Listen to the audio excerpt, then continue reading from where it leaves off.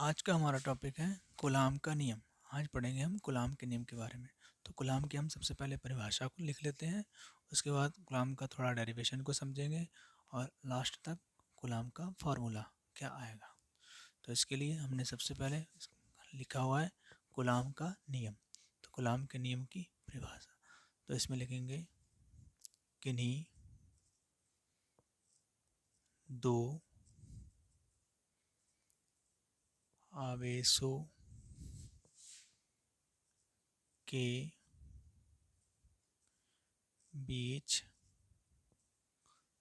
कार्यरत वैद्युत बल उन आवेशों के उन आवेशों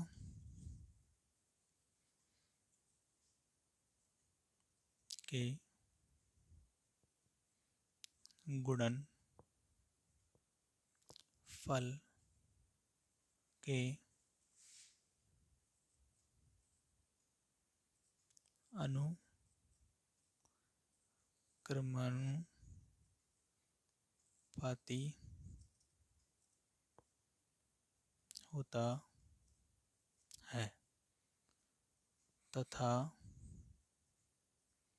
उन आवेशों की बीच की दूरी के वर्ग के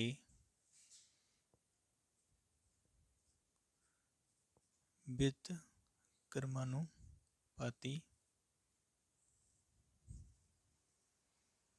होता है। ये हो गई कूलाम के नियम की परिभाषा।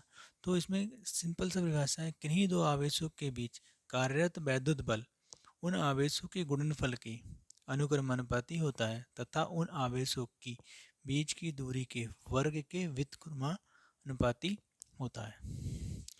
तो हम चित्र से थोड़ा समझेंगे।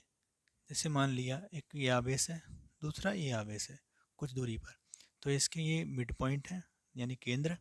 इन केंद्र से लेके यहाँ तक जो दूरी है दूसरे केंद्र तक, वो हमारी आर हो जाएगी। इसको हम मान लेंगे आवेश Q1, इसको मान लेंगे Q2। एक दूसरे से अब कितनी दूरी पर रखे हुए हैं, आर दूरी पर रखे हुए हैं। अब इनके बीच हमें क्या ज्ञात करना है, कार्यरत वैद्युत बल। तो वैद्युत बल मतलब हमने मान लिया F, तो F हमारा है क्वेश्चन मार्क।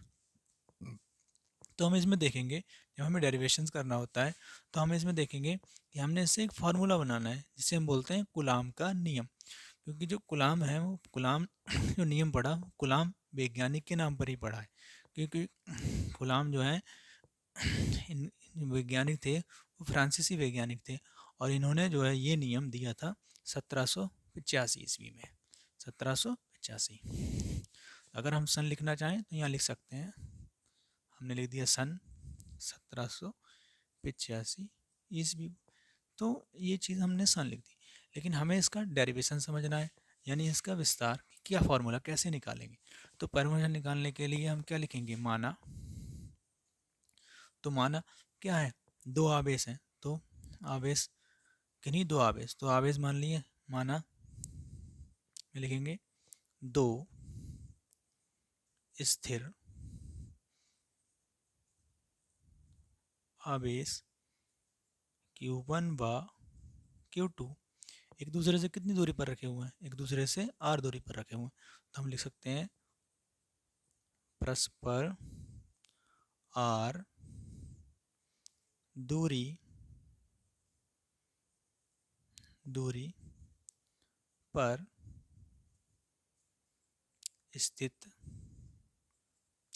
हों तो कार्यरत वैद्युत बल। तो हमें वैद्युत बल, तो इसकी परिभाषा के अनुसार हम देखें तो कार्यरत, और ऊपर हमने देखें तो अनुक्रमण पद। तो हमने क्या लिखना है, कार्यरत जो वैद्युत बल है वो F है, तो क्या है अनुक्रमानुपाती Q1 और Q2 के, इसे मान लेंगे फर्स्ट। फिर लिखा हुआ है दूरी के वर्ग के व्युत्क्रमानुपाती, फिर लिखेंगे तथा F, लगाएंगे निशान अनुक्रमानुपाती का, लेकिन जब कोई चीज़ बट्टे में होती है तो उसे हम पढ़ते हैं व्युत्क्रमानुपाती, तो इसके लिए लिखेंगे 1/r का स्क्वायर। तो ये समीकरण नंबर आ जाएगी 2। हम समीकरण 1 व 2 से हम समीकरण 1 व 2 से हम देखेंगे कि क्या क्या चीज़ कॉमन है। तो हमारा यहाँ 10 लाइन में हमारा F कॉमन है, तो हमने लिख लिया। ऐसे ही अनुक्रमानुपाती का निशान कॉमन है। अब ये चीज़ हमारी ऊपर है और ये नीचे है, तो हम इसको ऊपर नीचे करके लिख लेंगे। तो ऊपर लिखेंगे Q1, नीचे ऊपर लिखेंगे गुणा में Q2 और अपॉन में लिखेंगे R स्क्वायर। तो इससे एक फार्मूला बन गया। तो इससे मतलब हो गया जो हमने परिभाषा लिखी है ऊपर F, तो यहाँ पे लिखा हुआ है आवेशों के गुणनफल। तो यहाँ पे देखो जो बल है वो आवेशों के गुणनफल के अनुक्रमानुपाती, तथा लगा हुआ है यहाँ पे, तथा इन आवेशों के बीच की दूरी क्या है वर्ग के, यहाँ लिखा व्युत्क्रमानुपाती, ये बटे में आ गई। तो इससे तो यहाँ पर हम ये निशान हटाएंगे व्युत्क्रमानुपाती का, तो एक नियतांक आता है। तो वो ये नियतांक है वो है K। हम लिखेंगे F बराबर K Q1 Q2 upon R square. तो ये हमारा एक फार्मूला निकल कर आ गया, जिसे बोलेंगे हम कूलाम का नियम। तो कूलाम के नियम में अब कुछ नियतांक होते हैं, उनकी वैल्यू भी हमें पता होना चाहिए। तो वैल्यू के लिए हमने क्या करना है, जैसे मान लो F, तो F हमारा बल है, और तो F हमारा बल है। इसको क्या करना है, अभी हमें बल नहीं लिखना है, अभी हमें K का मान लिखना है। तो जहाँ K तो K के लिए हमने क्या करना है, जहाँ K एक नियतांक है, एक हमारा नियतांक है, तो लिख लिया नियतांक। तो इसका जो मान होता है K का, K बराबर हम लिख सकते हैं 1/4 पाई एप्सिलॉन नॉट। तो यह हम लिख सकते हैं इसकी जगह पर आंकिक मान 10 की घात यानी 9 गुणा 10 की घात 9। तो इस हिसाब से हम K के स्थान पर ये वाला मान लगाएंगे, तो एक फार्मूला और बन जाएगा F बराबर 1/4 pi epsilon not Q1 Q2 upon R square. तो ये जो नियम आया निकल करके, ये आया हमारा कूलाम का नियम। ये कूलाम का नियम है, ये हमारा कूलाम का नियम आ गया। अब हमने क्या करना है, सपोज करो कि जैसे ये है एप्सिलॉन नॉट, तो एप्सिलॉन नॉट का मान कभी कभी पूछ लेते हैं आंकिक मान में कि भाई हमने ये सारा सॉल्व किया तो ये क्या चीज़ है। तो यहाँ पर जो एप्सिलॉन नॉट है, एप्सिलॉन नॉट, तो इसके लिए पहले लिखेंगे निर्वात या वायु। तो हम बोल देते हैं निर्वात जहाँ पर वायु ना हो, लेकिन यहाँ निर्वात और वायु दोनों की बात करेगी, लेकिन हमने क्या मान लेंगे, निर्वात या वायु की वैद्युतशीलता। तो निर्वात या वायु की वैद्युतशीलता को लिखते हैं हम एप्सिलॉन नॉट से, और इसका मान होता है 8.85 इंटू 10⁻⁻12।